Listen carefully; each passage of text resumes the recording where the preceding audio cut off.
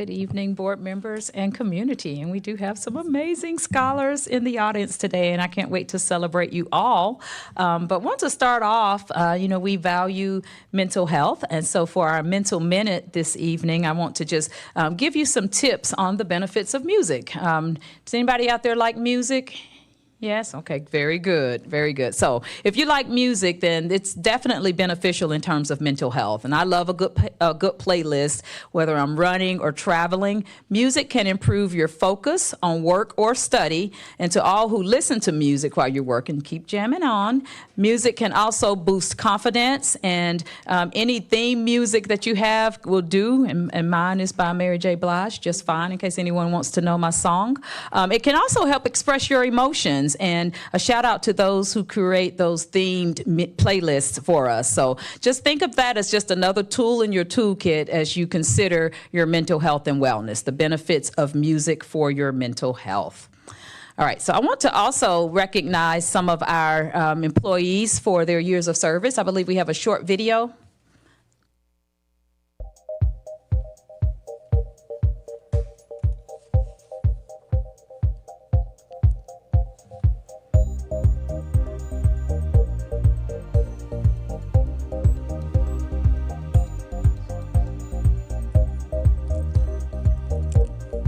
Yay, and we want to ensure that we congratulate Annalise McCarver. She's our Executive Director of Portfolio Innovation. She's been with us for 5 years, so congratulations, Annalise. We thank you for your service and for your excellence. And speaking of excellence, we also are here today to celebrate our LDOE, Louisiana Department of Education, Students of the Year finalists. So two of our students are being recognized by the LDOE as finalists for this statewide competition. And so please join me in congratulating our scholars, Alvin Sue and Sasha Marden. And if you guys can make your way down, because we certainly want to see you, because they're both here with us tonight. Alvin is an 8th grader from Hines Lakeview, and he's not only an accomplished musician playing the violin, but he's also excelling in academics. And his passion for education includes reading and pursuing a dream in law. And then also we have Sasha. She's an 8th grader at the Willow School, and she volunteers as a reading buddy. She's passionate about arts and STEM, and she's also contributing to the robotics club at her school and dreams of using her engineering skills to help children with disabilities. The state winners will be announced on April 10th in Baton Rouge, and we want to say congratulations to Alvin and Sasha, and we would love to get a picture with you so that we can congratulate you properly. Give them both a round of applause.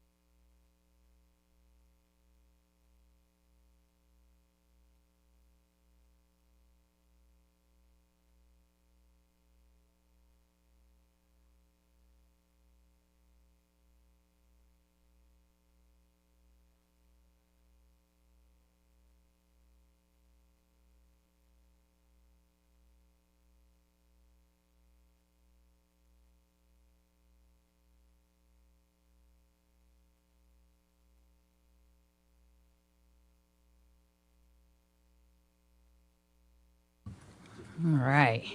I love our celebration. So, also want to celebrate our scholars from Lake Forest who placed in the 2024 Greater New Orleans Science and Engineering Fair. And y'all, there were 28 scholars, and most of them are here. So we're going to ask all of our scholars from Lake Forest that we're celebrating to come down. We're going to give you an opportunity. Yeah, come on. I had some great conversations, learned so much. Everything from fingerprinting to the impact that caffeine has on plants. You guys are rocking and rolling. And out of 44 participants, 28 placed in various categories. 15 qualified for the Louisiana State Science and Engineering Fair. And we also have Mario Miles and Caleb Colbert, who both were overall grand prize winners and led the junior division. Yes. District one. Courtney, what I would like to do, if we could just let each scholar just introduce themselves, tell us your name and your grade, and then we'll get some pictures. My name is Sophia Adu, and I'm in 7th grade. My name is James Baptiste, and I'm in 7th grade. My name is Tate Thuriat, and I'm in 7th grade. My name is Weequat Trung, and I'm in 7th grade. My name is Osai Igbenoganet, and I'm in 7th grade. My name is Dallas Harrell, and I'm in 7th grade. My name is Cadence Guillory, and I'm in 7th grade. My name is Rachel Ayler, and I'm in 7th grade. My name is Igosa Igbenoganet, and I'm in 8th grade. My name is Anthony Wynn, and I'm in 8th grade. My name is Mario Miles, and I'm in 8th grade. My name is Caleb Colbert, and I'm in 8th grade. My name is Trayshawn Hurley, and I'm in 8th grade. Awesome. And everybody, on 3, can we all say happy birthday, Cadence?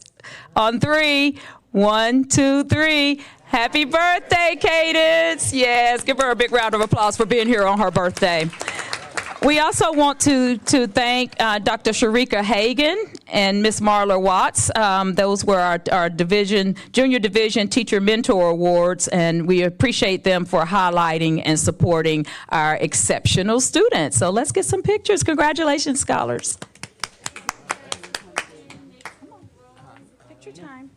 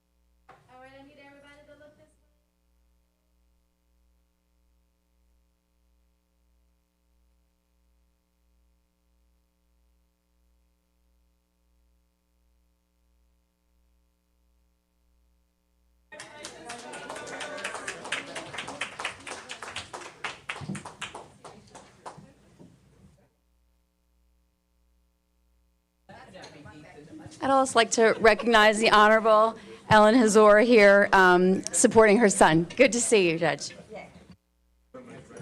Could I take a moment, Ms. Bodwin? Superintendent has the mic these days. Oh, I'm sorry. Superintendent. Yes, ma'am. Well, she was talking.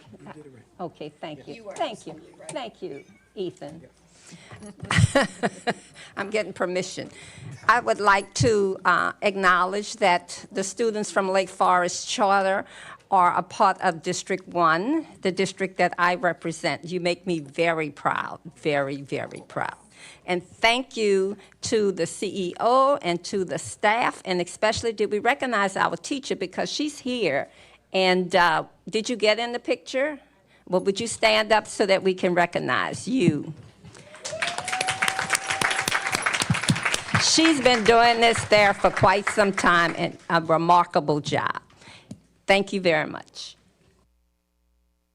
All right, congratulations again to all of our amazing scholars. And we always let people know we're so happy if you stay for our entire meeting, and we're okay if you need to tip out. Either way is fine. But thank you all so much. Thank you to our families, teachers, leaders, and staff for making this possible and for the work that you're doing with our scholars each and every day. We appreciate you. All right, next, we have Jan Risher here, and this is a really exciting presentation for the NOLA PS archive. Please join me in welcoming her. She's a writer for the Baton Rouge Advocate, and she'd like to share a story about how she came upon a really interesting piece that's of great interest to us in the New Orleans public school history. So thank you for sharing the story and for your donation, and I'll turn it over to you. My name is Jan Risher. I'm the features editor at the Advocate in Baton Rouge and the editor of Louisiana Inspired, which is in the Times-Picayune every Sunday. So my husband is here, and he's an artist, and there was a big community garage sale in Baton Rouge 3 weeks ago called Trash and Treasures. And so I do all of his framing, and I went to the community garage sale, and I brought all of these old frames. And one of the frames actually has one of his little paintings in it. It's right up there behind, or on the screen. And it had this picture in it. It's a little print. And so he was framing those little pears that he painted for me, by the way. And he took out this print, and there was this behind it, which is a certificate dated June 29th, 1900. And it says, Public Schools, City of New Orleans, Testimonial of Merit.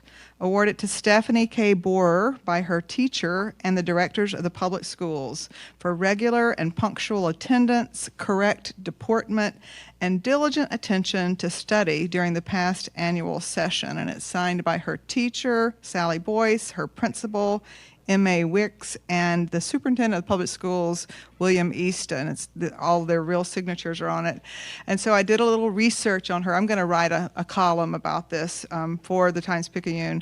And she would have been 13. She was born in 1887. She was 13 in 1900. And she married a man in Tangipahoa Parish who was the oldest of 7 brothers. His last name was Husser. I think his first name was Peter Husser. And they lived there in Tangipahoa Parish.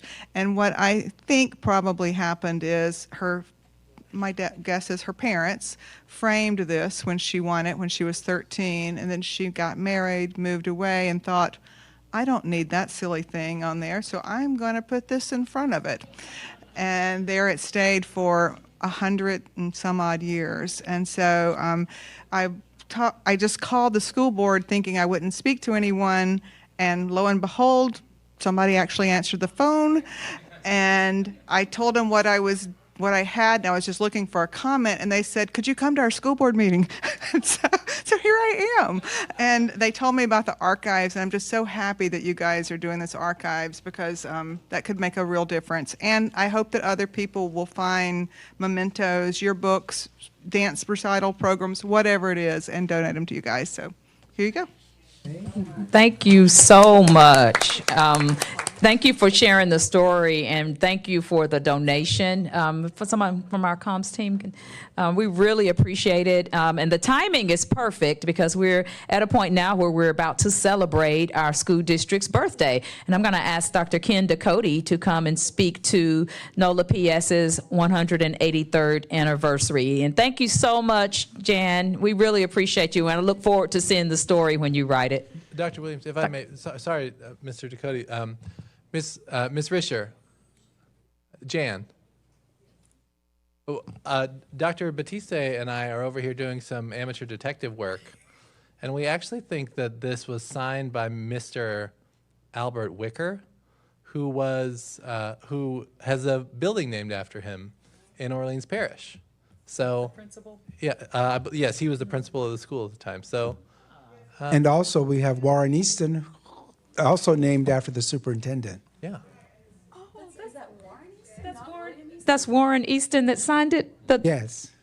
Wow. Thank you so much. Dr. Ducote? Former New Orleans native and Atlanta Mayor Reverend Andrew Young has frequently said that coincidences represent those times that God has chosen to be anonymous. And I think this is one of those times. Here we had this gift come up, which is a historical document, a relatively simple historical document, though, but a very important historical document. And coming up just a few days before Tuesday, which is the 183rd anniversary of the New Orleans Public Schools. And a lot of books and articles and journal studies and so on are done about the history of the New Orleans Public Schools, but they usually deal with these big overarching topics: equity or quality, facilities, funding, or many issues like that. But the real backstory of the New Orleans Public Schools were the day-to-day, year-to-year work that was being done by the school leaders who were visionary and inspirational and aspirational for their schools, the faculty that they organized and kept on this, in the same within the same climate of the school, the same philosophy and so on, to push the children towards excellence, and those young people who continue to work with and were pride for their families. The stories of what they did and the memorialization of what they did are represented in simple documents, programs for graduations or dance recitals, photographs, school yearbooks, and other type memorials like that, like the ones that's been donated to you tonight. So this is a good time to send out that appeal again. The district in 1991 for the 150th anniversary had a big appeal, and a lot of the documents in the archives came from that. And, as an example, most recently for the celebration of the anniversary of the founding of McDonough 35, they were able to go to the archives and get boxes and boxes of old photographs dating all the way back to the founding of the school in 1917, and be able to use those to memorialize the celebration of the history of the school.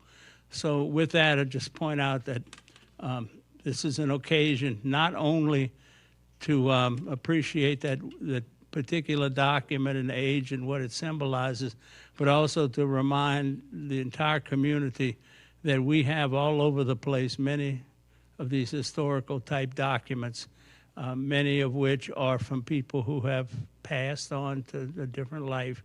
And it would be a good time to memorialize them, to memorialize the school system by donating them to the school district and for the archives, so that people could continue to look at that in the future.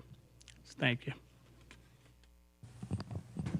Thank you, Dr. Ducote. President Bowen? Thank you so much, Dr. Ducote. We're so blessed to have you here, grounding us in our history always. I will say, as the daughter of an archivist, this is amazing. I love it. I also have a box full of my grandmother's things. She was a graduate of Sophie B. Wright in the early 40s, and I have some neat things. So I will absolutely be contacting the archivist and seeing if they would like to have them in the collection. How would one do that if a member of the public had, one of this ephemera or other documents that they'd like to either donate or at least, talk about? There are two ways. Ms. Sharon Hunter of the Central Office staff has been collecting a lot of the documents and putting them together, and she's in contact periodically with the facility at UNO. The actual archives is physically located in the government archives section on the 4th floor at the Earl K. Long Library at University of New Orleans. They have an incredibly large area that still is full of empty shelves and has a lot of shelves that are full of documents. and so they can handle those. So they can either go directly to the archive at UNO, or they can provide it, whatever central location you have here, that Ms. Hunter can arrange for that. Thank you, Dr. Ducote. And we are excited about NOLA PS turning 183, and we certainly commemorate the milestone as we continue our commitment to ensuring that every scholar is reaching their fullest potential. So thank you so much, Dr. Ducote. More scholars to celebrate. We want to also recognize the Zero Hunger Challenge participants and winners. Earlier this month, we did have New Orleans Pelican player Larry Nance Jr.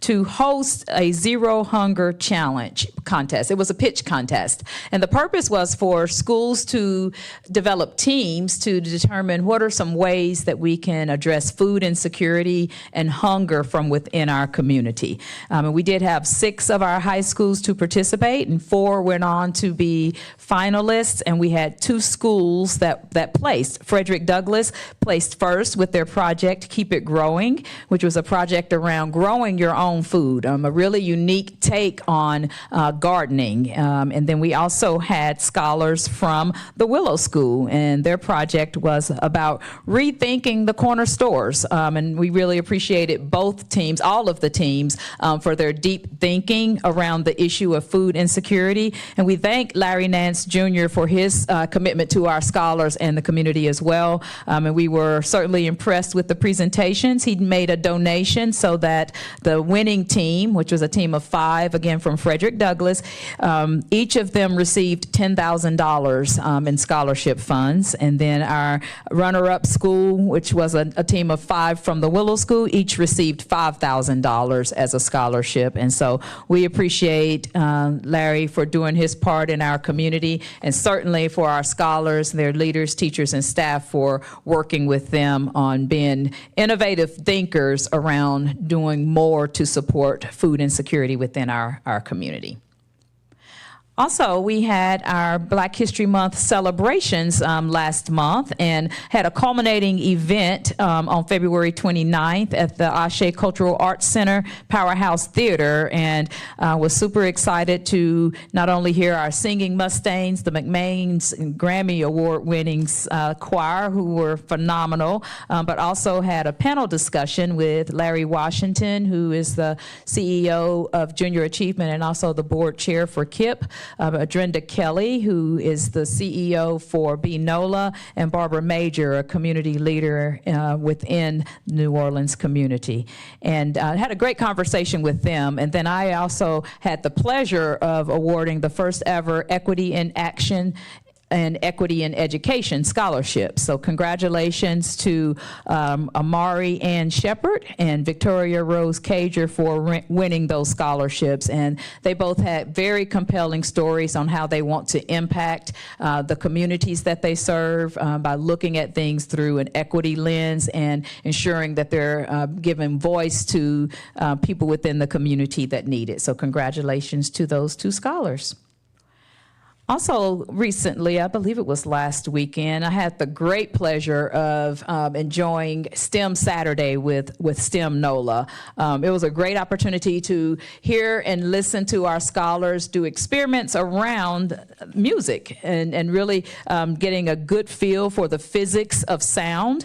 It was interactive, it was educational, it was jam-packed with excited and curious scholars and family members. And really want to give a shout out to STEM NOLA, and also to all of the volunteers that were there. We did have college students from across the city that were there to support the scholars and families that participated. So thank you to STEM NOLA for organizing and providing that fantastic opportunity. Also, I am still NOLA Public Schools reigning champion in the youth run NOLA 504K.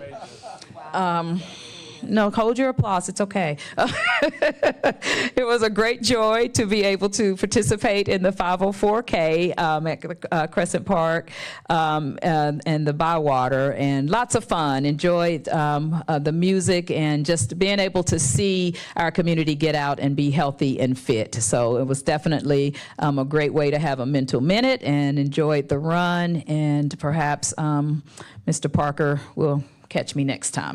Training starts right now.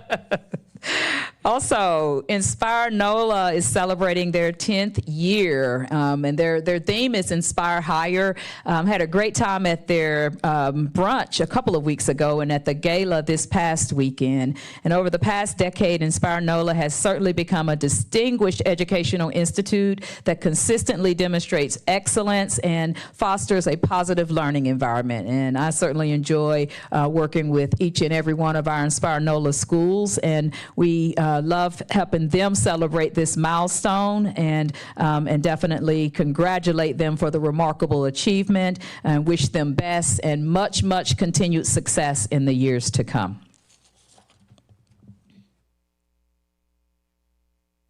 All right, so this might be my favorite part of the evening, y'all.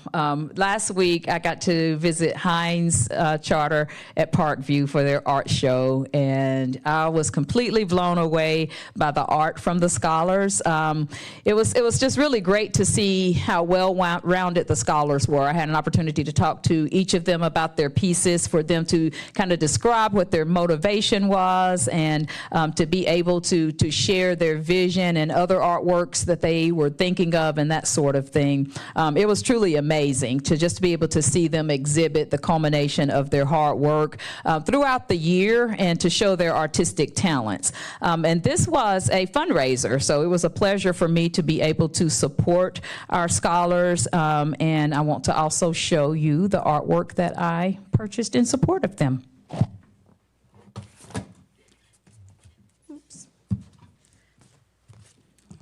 I know, right? So this is called Bayou Sunset, and it's the artist is Mary Gellis. Can you see that? Oh.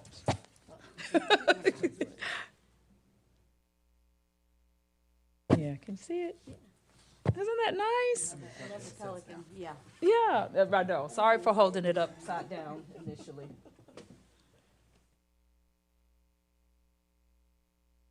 All right.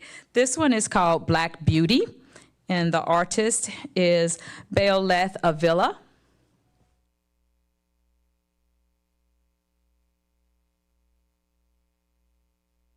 Look at that. Is that not incredible? And, you know, as an educator, I try not to have favorites, y'all. But I was in a bidding war to get this one. This one is called Warm and Brown, and the artist is Zia Jones.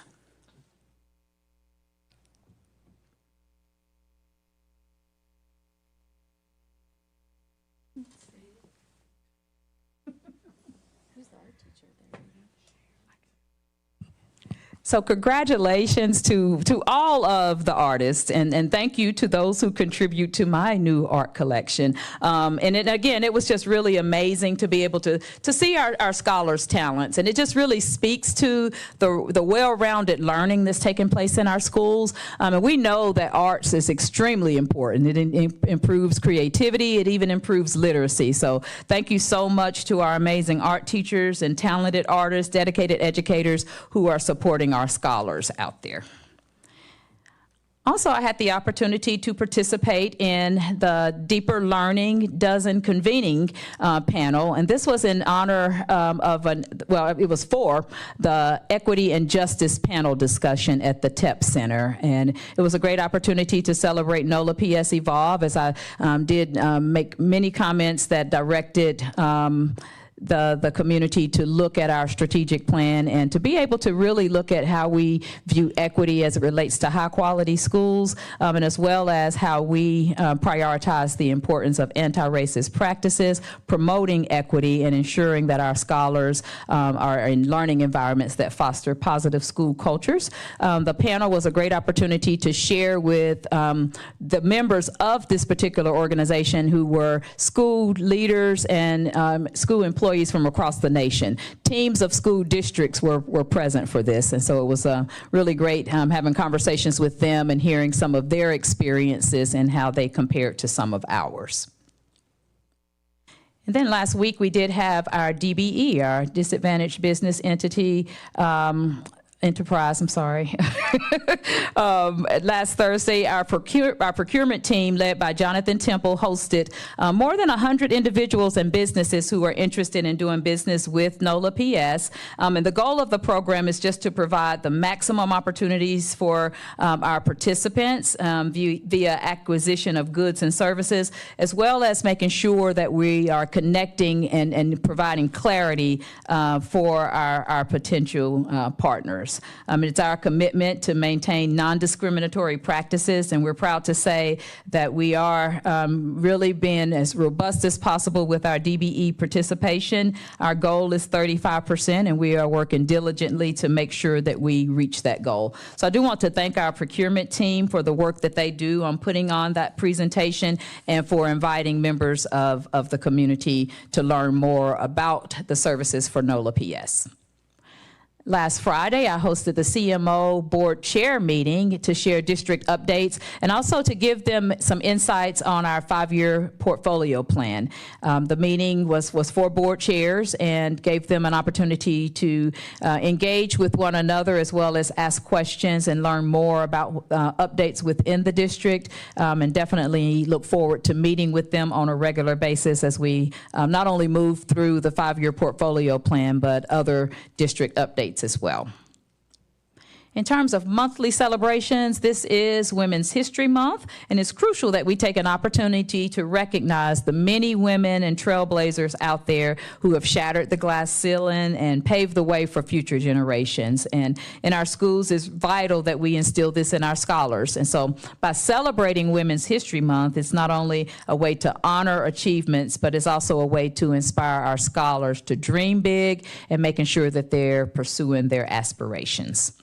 It's also Social Work Month, School Social Work Month, and during this month we want to thank our amazing social workers for the work that they do. They are certainly unsung heroes in our schools as well as within our district offices as they work collaboratively with educators, administrators, and community partners so that we're creating those nurturing, inclusive environments in all of our schools. So happy Social Work Month to NOLA PS, and you can see the names of all of our NOLA PS social workers on this slide, and we do want to let them know how much we appreciate their dedication and the passion that they have for the work that they do.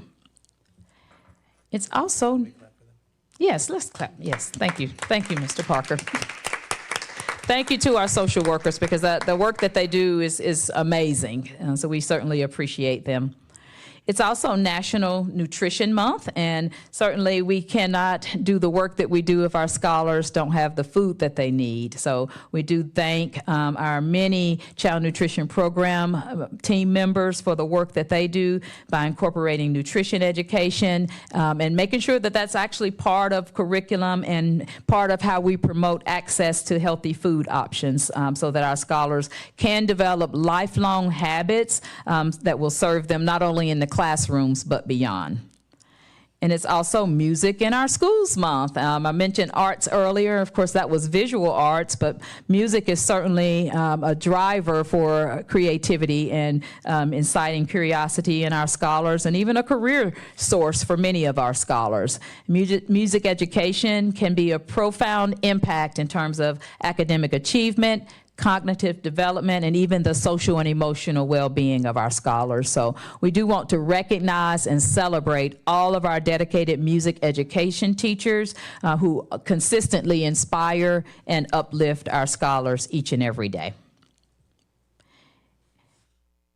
I also want to mention that a few months ago, our district did pass an amazing policy around student safety and well-being. And part of that is making sure that we're convening within the community to be able to share opportunities with the community. So our first Student Safety and Well-Being Summit will be on April 17th, and we'll start pushing this information out next week. But during this event, we'll have a keynote speaker, Eric Butler, who will lead us in thinking through restorative practices and restorative justice. And it's going to certainly have a lens on it that makes us pay close attention to the impact that mental health has on the safety and well-being of our scholars. And so he's going to provide some valuable insights. And as you may recall, the policy does underscore our commitment to a safe and secure environment for our scholars, but also ensuring that social and emotional learning is in place. There's a piece where we are making sure that gun safety and safe storage is a part of it, as well as the dating violence education. And I look forward to giving an annual report to the board later this spring as well on that data. So that opportunity is going to be a great opportunity for the larger community to learn more about our efforts around student safety and wellness. And again, that date is April 17th. It will be at Mahalia Jackson, and more information about that will be pushed out next week. All right, and finally, I want to give an update on the Leah Chase School, and work is in progress for this school as we prepare for the upcoming year, recognizing the importance of community engagement as well as partnerships, and really working to ensure that we're collaborative as well as transparent in our efforts. So we are having a number of gatherings and also opportunities for input for families, including making sure that our families from Lafayette have an opportunity to let us know what they're thinking. Let us know if they're interested in staying at the Leah Chase School. We did do a survey with them recently, and we're still expecting more survey data to come in because we didn't have as many participants as we would like, but 93% of those who did participate said that they were interested in staying at the Leah Chase School. More meetings are coming up, including one next Tuesday for the Leah Chase families, and one on Saturday. We'll have a virtual meeting on this Saturday. And these are specifically for the Lafayette family so that we can ensure that we're supporting them on what they need to do from an enrollment standpoint to be able to engage with us and stay at the Leah Chase School. And we also have a steering committee and working groups. We have groups that are working on talent and human capital, operations, academics, student and school supports, finance, accountability, communications and marketing, as well as legal. In terms of the other engagement, if you'll go to the next slide, I believe, or the previous slide. This is just a little bit more information. In addition to finding out if our Lafayette families wanted to stay at the school, we were also interested to learn more about what they wanted to see in the school. So just wanting to know what kind of academic programs were currently offered that they'd like to keep, and what other programs they'd like to see added, including from the standpoint of after-school programming. So we're going to continue this type of engagement so that we can indeed make sure that it's a collaborative process as we work with our families. In terms of other updates, the steering committee and working groups are busy meeting weekly or bi-weekly in terms of planning. The talent and human capital team has begun a very robust recruiting campaign using various social media methods as well as others. We've also participated in 2 recruitment fairs. We have interviews scheduled for the chief academic officer, for teachers, and for the principals of the school. And we're prepared to schedule additional interviews in the next couple of weeks. We've initiated the process with a vendor who will assess our long-term capacity to support direct run and charter schools, along with a strategic planning of action to make recommendations for approval. And that's a new process, so we're just beginning to think through that. In terms of operations, we've launched the RFP for transportation services, and proposals are due on April 9th. We had the pre-proposal meeting last week and submitted requests to award proposals for E-rate service providers have been pushed out as well. And we've conducted 5 walkthroughs to date at Lafayette to assess the initial condition, the child nutrition program, technology, custodial, and security. Additional walkthroughs are being scheduled so that we can look at furniture, fixtures, and equipment, as well as assess the HVAC services. In terms of academics, we're also looking at what's currently happening at the Lafayette School and researching the established profiles of the most used curricula across our state as well as within our district for ELA, math, science, and social studies. And we're also researching universal behavioral screeners as well as assessments for interventions and professional development. And we'll be prepared to for a draft of the first school calendar will be prepared for next month's meeting. In terms of student and school supports, we're again researching that, and this is from the standpoint of looking at everything from furniture to how we're going to use technology within the school. So we're developing a first draft of the what by when document, which is going to give us some insights in terms of what will take place between now and the end of September.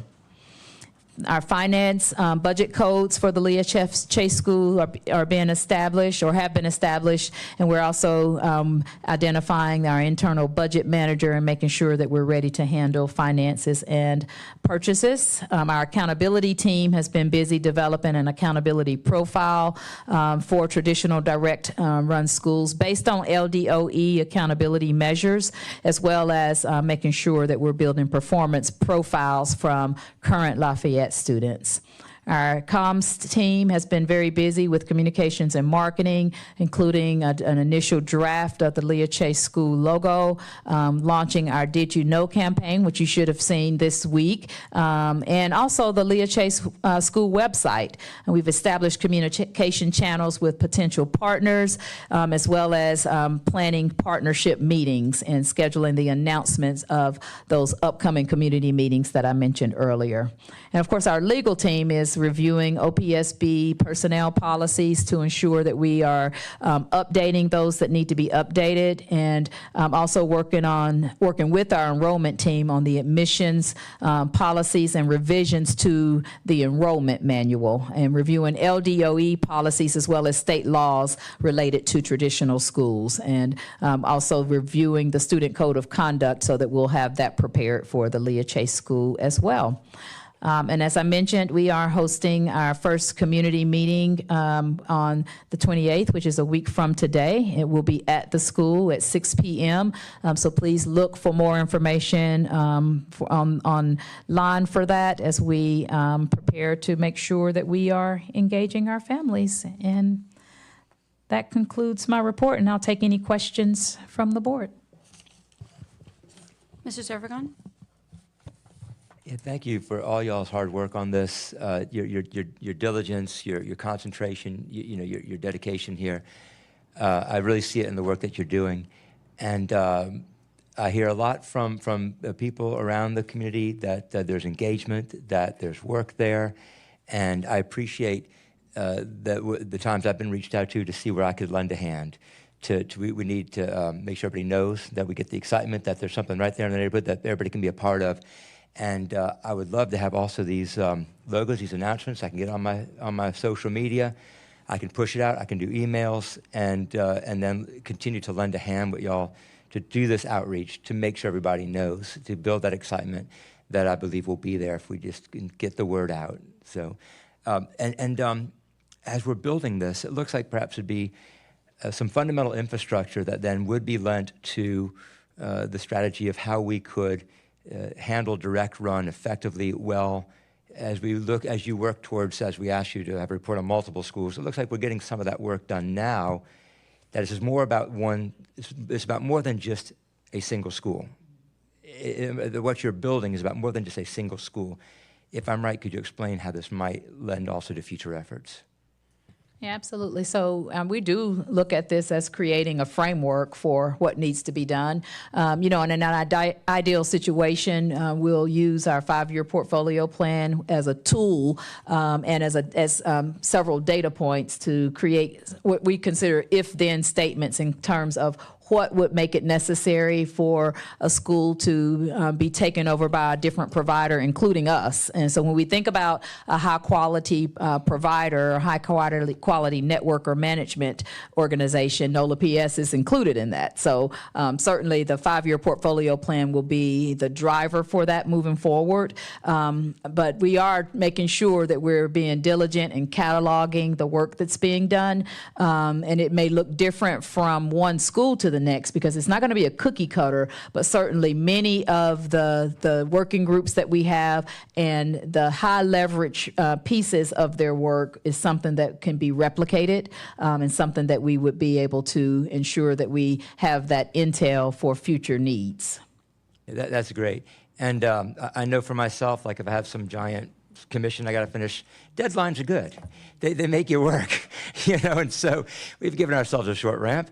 But deadlines are good, and I think y'all are measuring up to this challenge, and whatever I can do to help you, just continue to let me know. Thank you. Any other questions? Yeah, I do. How's hiring going? As I mentioned, we'll start interviews next week. We had a lot of applicants for all of the positions, and it's really interesting to look at the quality, the qualifications of applicants.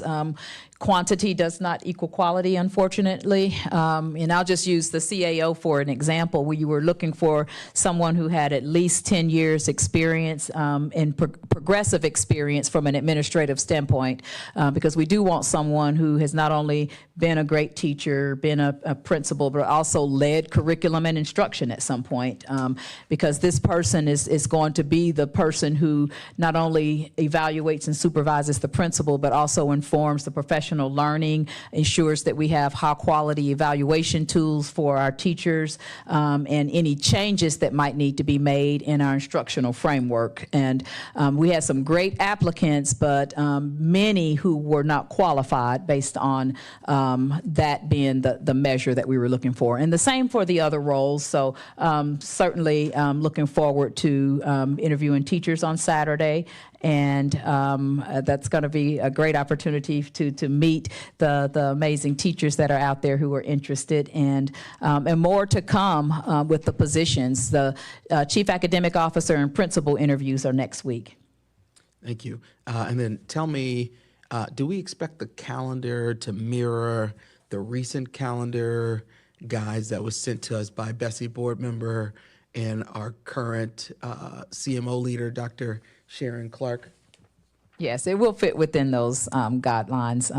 You know, the main thing with that sample is to have a window for the start and end dates, as well as windows for the major holidays that we know all schools participate in, and ours will certainly fit within those measures. Great. I have one last question, more about accountability.